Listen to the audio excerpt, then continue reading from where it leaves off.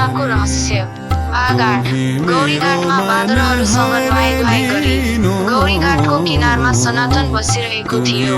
एकजना अपरिचित हेर्दा पनि पागल जस्तो फोहोर महिला जुत्रा लुगा लगाएको युवक आएर भन्यो, "ओ बाबाजी, हजुर त यहाँ पो हुनुहुँदो रहेछ। मैले हजुरलाई कहाँ खोजिन र धेरै समय भयो हजुरलाई खोज्न लागेको। आज भेटाए। उठ्नुहोस्, जाम गौशालामा आज भण्डारा लागेको छ।" त्यो पागल जस्तो युवकले घरी सनातनलाई "उठ्नुहोस्, जाम गौशाला जान" भन्न लाग्यो। ठिक त्यतिखेर सनातनको देब्रेपट्टिको काखीबाट पसिना बग्दै के ठुलै नदी बगे झै बग्न लाग्यो। अचम्मको अनुभव, अचम्मको घटना। काखीबाट निस्किएको पानी जमिनमा समेत बग्यो। त्यो युवाले त्यो बगेको पानी हेर्दै भन्यो, "ओह, बर्बाद हुन लाग्यो। उठ्नुहोस् महाराज, छिटो उठ्नुहोस्, ढिलो भइसक्ला।" त्यसपछि सनातनलाई याद आयो, सनातनको पेट आज 3 दिनदेखि खाली छ।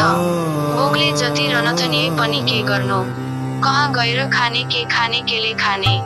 सनातनसँग 1 रुपैयाँ समेत पासमा थिएन, न त काठमाडौँमा कोही चिनेका मानिस नै थिए। त्यसपछि सनातन जुरुक्क उठ्छ र त्यही पागल युवकको पछि लागेर हिँड्छ। दुवैजना केही क्षणमा गौशाला पुग्छन्। गौशालाभित्र ठुलो भण्डारा लागेको हुन्छ, जहाँ सयौं जना साधुसन्त र सर्वसाधारण मानिसहरू लाइनबद्ध बसेर भोजन प्रसाद खाइरहेका हुन्छन्। करिब 3 दिनदेखिको भोको सनातनले पेटभरि मिठाई, फलफुल, दाल भात, तरकारी, अचार थपी खान्छ। भण्डारा खाइसकेपछि सनातनले याद गर्छ, मलाई लिएर आउने त्यो बौला युवक कता गयो भनेर आफू वरिपरि हेर्छ, उसलाई कतै पनि देख्दैन। भण्डारा खान बस्ने बेलामा त सँगै बसेको थियो, तर सनातन उठ्ने बेलामा बसेको ठाउँमा त्यो बहुला युवक थिएन। त्यस ठाउँमा एउटा सानो कागज थियो।